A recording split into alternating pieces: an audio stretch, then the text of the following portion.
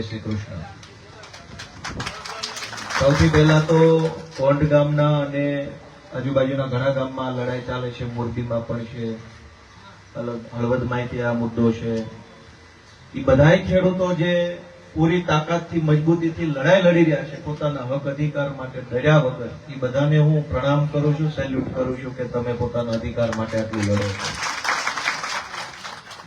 અને આ કોંઢ ગામને વિશેષ મારે નમન કરવા પડે એટલા માટે કે ગામ એક તો એવડું મોટું ગામ છે. મને આ મેહુલસિંહની ગાડીમાં હું બેઠો, તમારી ગાડી બેઠો, એટલે ભાઈ કોકની એને મને કીધું કે 2 કિલોમીટર લાંબુ ગામ છે અને આ ગામમાંથી બીજા 4 ગામ અલગ પડ્યા, એટલે ખૂબ આટલું મોટું ગામ છે. પણ ગામ આખું એકજૂટ છે, ગામમાં આટલો બધો હંપ છે કે જયારે ગામનો વિષય આવ્યો અને અવડું આખું ગામ ભેગું થઈ ગયું તો એ હંપ બદલે તે હું તો કહું ભગવાન આપણને બહુ શક્તિ આપે, સારી બાબત કહેવાય. અને બહુ મૂળ મુદ્દાથી આપણે વાત કરીએ કે આ થાંભલો આવ્યો, વળતરનો પ્રશ્ન, આ તે, એ તો બધા પ્રશ્નો બીજા નંબરના છે. સૌથી મોટો પ્રશ્ન, હું હમણાં ફેબ્રુઆરી મહિનામાં બજેટ સત્રમાં ધારાસભ્ય તરીકે 1 મહિનો અંદર બેઠો, અલગ અલગ નેતાઓ મને મળ્યા, 2-2, 4-4 ટર્મથી ચૂંટાતા હોય, સાંસદ રહી ગયા હોય, મંત્રી રહી ગયા હોય, પાછા ચાલુ ચૂંટાણા હોય, અધિકારીઓ બધાને મળ્યો અને સતત મળતો રહેતો હોઉં છું. સરકારી કામથી આઈએએસ ની ચેમ્બરમાં જાઉં, સેક્રેટરીને મળું, ચીફ સેક્રેટરીને મળું, એડિશનલ સેક્રેટરીને મળું, આને મળું, તેને મળું, મળતા રહેતા હોય, વાતોમાંથી વાતો થાય. સૌથી મોટો મુદ્દો એ છે કે ગાંધીનગરમાં બેઠેલા મોટા મોટા સાહેબો અને એ સાહેબોના સાહેબો એટલે કે નેતાઓ, એ બધાને ખબર પડી ગઈ છે કે આખા ગુજરાતમાં માણા બધું વેર વિખેર થઈ ગયેલું છે. એક જણાને અન્યાય થાય તો 10 જણા ટેકો નહીં આપે. એ આખા ગાંધીનગરમાં બધાના મોઢે વાતોથી આ વાત આવે કે કોંઢ ગામમાં 34 ખેડૂતોના ખેતરમાં થાંભલો આવશે તો બાકીના કહે છે અમારે શું. એક જ્ઞાતિના ખેતરમાં થાંભલો આવશે, બીજી જ્ઞાતિ કહે એ તો એ બરાબર જ થયું છે. આપણા બધાનો ગામડામાં રહેતા તમામ લોકોનો, બધી જ્ઞાતિના તમામ લોકોનો સૌથી પહેલો મુદ્દો એ છે કે ઉપરવાળા આપણને એવી રીતે જોવે છે કે આ કોઈથી ભેગા નહીં થાય, ક્યાંય કોઈ મુદ્દો ગમે એવો પણ છે. થાંભલાનો મુદ્દો તો હમણાં આવ્યો, એ પહેલા 500 મુદ્દાઓ હોય છે, પાણીનો, ખાતરનો, દવાનો, બિયારણનો, જે કઈ માલ પાક્યો હોય વેચવા જાવ તો ઉપજનો, ટેકાના ભાવનો, દવાખાનાનો, નિશાળનો, બસનો, 500 મુદ્દાઓ હોય છે. પણ ગાંધીનગર બેઠેલા જે કઈ સાહેબો છે એમ ખબર પડી ગઈ છે કોઈ એક નહીં થાય, બધા પોતપોતાનો મુદ્દો લઈને મથ્યા કરશે. જેના ખેતરમાં થાંભલો આવશે એટલા માણસો તે દુઃખ વ્યક્ત કરશે, બાકીના ભેગા નહીં થાય કઈ. તો મારી એક ખેડૂતના દીકરા તરીકે, ગામડાના છોકરા તરીકે, તમારા બધાના દીકરા તરીકે એક વિનંતી છે કે આપણે આ જો જે કઈ મુશ્કેલી આવી છે એમાંથી સૌથી પહેલો સંદેશ તો એ જ આવવો જોઈએ, બધા એક છે, બધી નાતના માણસો એક છે, કે એકને જરૂર પડશે તો લાખ આવશે. અને હું પોતે ક્યાંય કોઈ પાર્ટી વાળો થઈને આવ્યો નથી, હું તો ખેડૂતના દીકરા તરીકે, ગામડાના માણસ તરીકે આવ્યો. પાર્ટીના નેતા તરીકે આવવાનું હોય તો કોઈ એનો મતલબ જ વધતો નથી, એનો કોઈ અર્થ જ નથી. કેમ કે પાર્ટી તો આજ છે, કાલ નથી. સમાજ ક્યારેય નાશ ન પામે, પાર્ટીનો નાશ થઈ જાય, હોદ્દાનો નાશ થઈ જાય, ધારાસભ્યના પદનો નાશ થઈ જાય, આજે છીએ કાલ નોય વહીએ, પણ માવતરનો નાશ ન થાય, સમાજનો નાશ ન થાય, આપણા ખેડૂત વર્ગનો નાશ ન થાય. એ હંમેશા રહેવાનું, એટલે જે હંમેશા છે એનું બનીને રહેવું પડે આપણે. એટલે હું પહેલી મારી એક તમારા નાના દીકરા તરીકે વિનંતી છે કે બધા એક થવું બહુ જરૂરી છે. અમે તો વારંવાર કહીએ, કેમ કે અમારે ત્યાં વિસાવદર ને, ભેસાણ ને, જુનાગઢ, તાલાળા, ધારી, માળિયા, મેંદરડા આટલા તાલુકામાં ઇકોઝોનનો આવો જ પ્રશ્ન છે. હજારો ખેડૂતોની જમીન સરકારે ઇકોઝોનમાં નાખી દીધી. હવે એમાં તમારે હળ આંકવો હોય તો વન વિભાગની પરમિશન, લાઇટનું કનેક્શન લેવું હોય તો વન વિભાગ, બોર કરાવવો હોય તો વન વિભાગ, ખેતર તમારું, બાકી બધી પરમિશન વન વિભાગ. આજુબાજુના 10-15 તાલુકામાં આ પ્રશ્ન છે. અમે હજુ લડીએ છીએ, હું ધારાસભ્ય નહોતો ત્યારે લડતા હતા, હજુ લડીએ છીએ. આ બાજુ આપણે ધાંગધ્રામાં, માળિયામાં, હળવદમાં, મોરબીમાં, ખંભાળિયામાં, જામજોધપુરમાં, લાલપુરમાં, દેવભૂમિ દ્વારકાના બીજા તાલુકામાં, કચ્છની બાજુમાં ગાંધીધામથી પેલું ભચાઉ બાજુથી બધા આ આખા વિસ્તારની અંદર થાંભલાના પ્રશ્ન, ચારે બાજુ થાંભલે થાંભલા. આખો વિષય ખાલી વળતર વધુ મળી જાય પૂરો નહીં થઈ જાય. દરબારે મારું ધ્યાન દોર્યું કે ભાઈ બાજુમાં 900 રૂપિયા મીટર આપે ને અહીં 300 આપે છે. હું એમ કહું છું કે 9000 રૂપિયા આપે ને તો મુદ્દો પૂરો નથી થતો. મીટરે 9000 આપે તમારા ખેતરમાં 2 થાંભલા નાખ્યા, અત્યારે 50 લાખ રૂપિયા વળતર દાખલા તરીકે મળ્યું. ભવિષ્યમાં ભાઈઓ ભાગ મારવાના કરવાના થાય તો થાંભલા વાળો કોનો? એનો જવાબદાર કોણ? 2 ભાઈઓના ભાગ પડે, વળતર 300 લેખે મળે કે 900 લેખે મળે કે 9000 લેખે મળે એ તો પછીની વાત છે. ખેતર આપણી પેઢીઓ તો હાલ્યું આવે છે, આપણા બાપ દાદાએ પરસેવો પાડ્યો વધવા દીધું તો આપણી પાસે આવ્યું, અને આપણે વધવા દેવા માંગીએ છીએ એટલે તો લડવાનું. પણ સરકારનો ઈરાદો ખરાબ છે, કેમ કે સમાજમાં કોઈ નવો પ્રશ્ન ઉપસ્થિત થાય તો એની ચર્ચા વિચારણા નીતિ નિયમ કાયદો બધું વિધાનસભામાં કરવું જોઈએ. પેલા સોલાર પ્લેટો નહોતી એટલે સોલાર ની માંથી લાઈટ આવતી નહીં, લાઈટ આવતી નહીં, થાંભલા આવતા નહીં, થાંભલા આવતા નહીં, તો કોઈ ઉપાધિ નહોતી. હવે સોલાર આવ્યું, સોલાર ફાર્મ થયા, એમાં લાઈટ પેદા થઈ, ઇલેક્ટ્રિસિટી જનરેટ થઈ, એ થાંભલેથી લઈ જઈને બીજે લઈ જાય છે. તો આ પ્રશ્ન નવો ઉભો છે. તો નવા પ્રશ્નનો જવાબ કોણ ગોતશે? સરકાર ગોતશે કે સમાજ ગોતશે? સરકારે ગોતવો જોઈએ કે ભાઈ આનો રસ્તો શું. ફેબ્રુઆરીના વિધાનસભા સત્રમાં મેં એક બિલ રજૂ કર્યું, એક કાયદો રજૂ કર્યો સરકારમાં. ધ્યાનથી સાંભળજો, કેમ કે મૂળભૂત પ્રશ્ન ખાલી વળતરથી પૂરો નહીં થઈ જાય.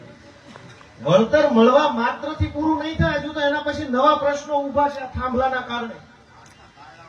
ઈ મેં સરકારના ધ્યાને મૂક્યા. હું મંત્રી સાહેબને મળ્યો, સચિવ સાહેબને મળ્યો, કેમ કે ભરૂચમાં આ પ્રશ્નો બહુ છે. અંકલેશ્વર, ભરૂચ, નર્મદા જિલ્લામાં આસપાસમાં અનેક જગ્યાએ આ થાંભલાના પ્રશ્નો ચાલે છે. સૌરાષ્ટ્રના અલગ અલગ ગામડામાં થાંભલાના પ્રશ્નો ચાલે છે. મેં સરકારનું ધ્યાન દોર્યું કે આપણે એક એવો કાયદો બનાવીએ કે જેમાં 1, 2, 3, 4, 5 મુદ્દાનું સોલ્યુશન નીકળતું હોય. એમાં પહેલો મુદ્દાનો કાયદો મેં રજૂ કર્યો કે જે જમીન અત્યારે 10 વીઘા જમીન હોય, કોંઢ ગામમાં 1 વીઘાના 10 લાખ ભાવ આવતો હોય, એ 10 વીઘાની જમીનના કોઈ પણ છેડે થાંભલો આવે એટલે 10 લાખ વાળો વીઘો ન વધે, પછી ઘટી જાય ન ઘટી જાય ભાવ. તો આપણી જમીનની કિંમત જ ઘટી ગઈ, એનું વળતર કોણ દે? અત્યારે માનો કે વેચવા જેના ખેતરમાં થાંભલો આવ્યો ઈ વેચવા જાય, અત્યારે શું ભાવ આવે? થાંભલા વગરની જમીનનો કોંઢમાં શું ભાવ? બેમાં ફરક પડે કે ન પડે? તો 900 આપે કે 9000 આપે, પેલા ફરક પડી ગયો. લાગતમાં જે ફરક પડ્યો એ કોણ ચૂકવશે? મારી વાત સાચી છે ખોટી છે? કે જમીનની કિંમતમાં ઘટાડો કરી નાખ્યો થાંભલાના કારણે. કોક તો થયો.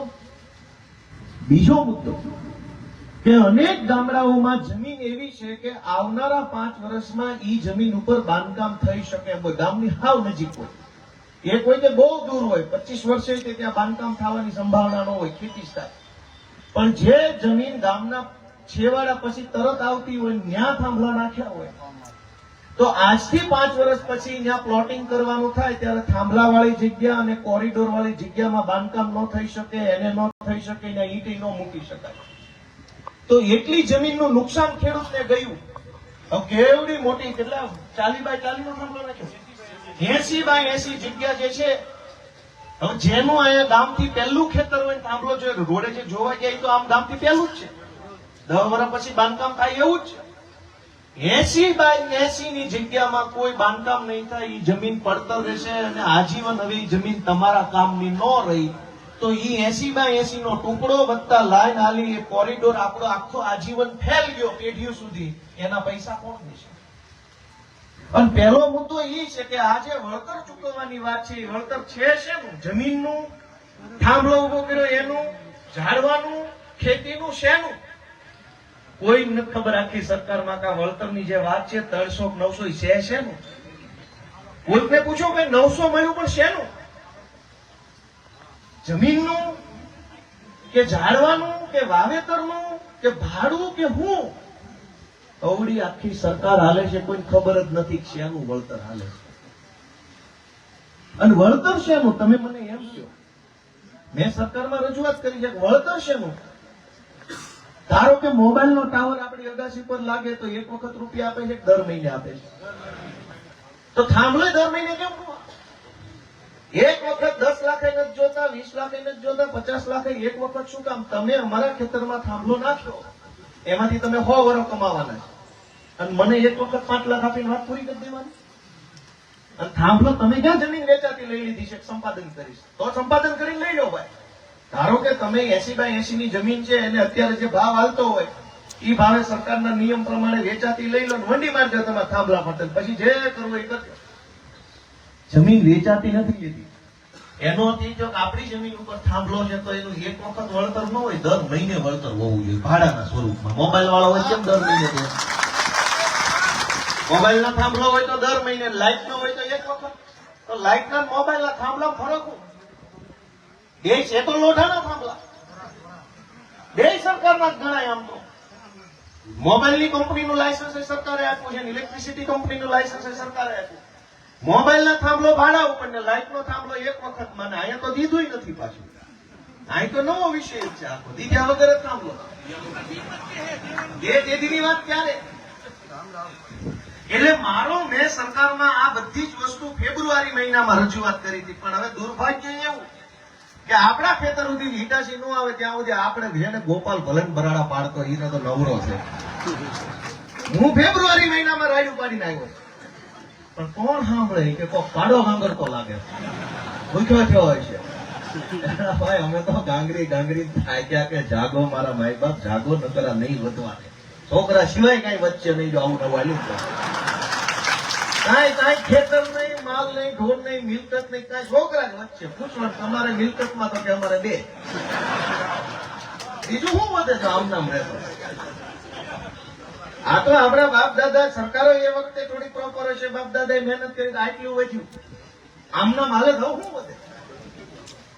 ફેબ્રુઆરી મહિનામાં આ વાત વિધાનસભા ધણધણાવી કીધી કે ભાઈ કાયદો બનાવો. હવે તમે હજુ એક વસ્તુ સમજો. સરકાર એમ કહે છે કે એક દેશ એક કાયદો, 1 નેશન 1 ઇલેક્શન, 1 નેશન 1 રૂલ. સરકાર એવું કે જ છે ને. અને હમણાં 1 નેશન 1 ઇલેક્શન ની કમિટીની મીટિંગ હતી, એમાં હું નિશુદાન ગયા હતા. એક દેશ એક ચૂંટણી. તો એક રાજ્યમાં એક પ્રકારનું ભાવનું આવવું જોઈએ. મોરબીમાં અલગ ને સુરેન્દ્રનગરમાં અલગ, તો ક્યાં એક થયું? તો એક બાજુ 900, અને હું તો ઈ મતનો માણસ છું, 9,000 આપે તોય હમણાં આ વાત ખોટી પડે. જમીનની કિંમત ઘટી એનું શું? જમીનમાં બાંધકામ નહીં થાય એનું શું? જમીનમાં લાંબુ ઝાડ ન વાવી શકો. કાયદો છે કે જમીનથી કેટલાક મીટર ઊંચે સુધીનું આકાશ ઈ જમીનના માલિકનું છે. આપણી અગાસી ઉપર કોઈ આમ આડું છાપરું બાંધી શકે? તમારા મારું ઘર બાજુ હોય તો તમારી અગાસી ઉપર હું આમ છાપરું બાંધી શકું? હું કામ? ઈ આકાશ તમારું છે. અગાસી એટલે આકાશ. તો જેનું ખેતર એનું આકાશ છે કેટલાક મીટર સુધી.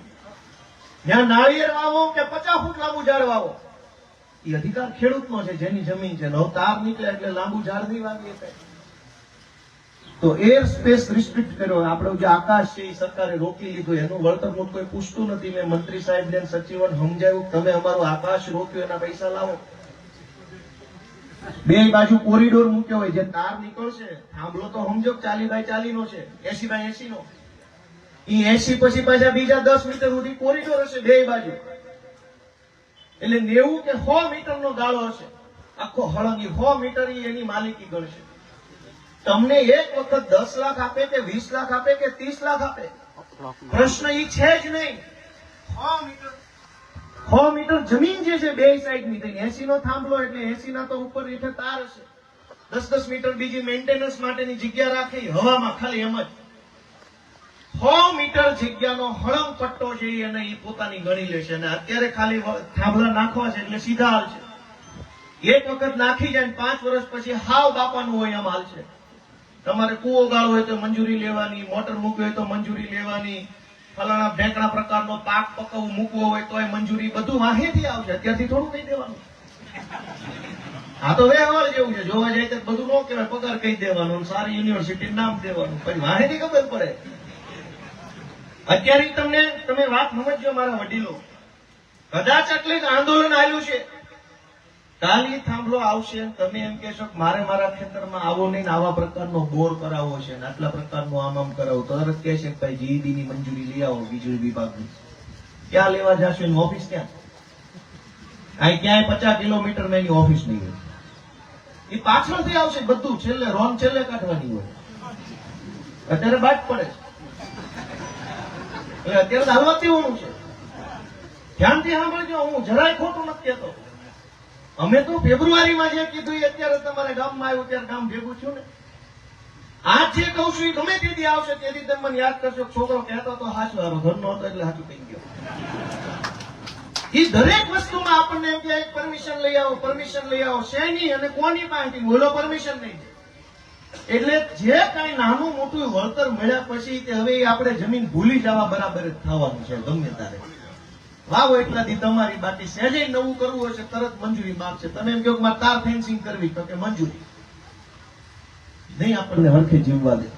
ક્યાંક વન વિભાગ, ક્યાંક વીજળી વિભાગ, ક્યાંક રોડ વિભાગ, ક્યાંક સિંચાઈ વિભાગ, આ બધા ભેગા મળીને ખેતી ન કરી શકે એવો માહોલ આખો ઉભો કર્યો. અને બીજો મુદ્દો એ છે કે એક જિલ્લામાં આટલા પૈસા, એક જિલ્લામાં આટલા પૈસા, એક જિલ્લામાં આટલા પૈસા, એવું કેમ? સરકારનો નિયમ હોય તો બધે સરખો જ લાગુ પડે.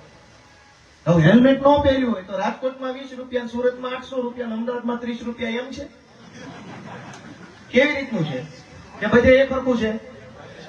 કયો છે? બધા જે જાણતા હોય કયો ભાઈ, બધે એક સરખું છે, નોખું નોખું છે? તો આમાં કેમ નોખું નોખું છે?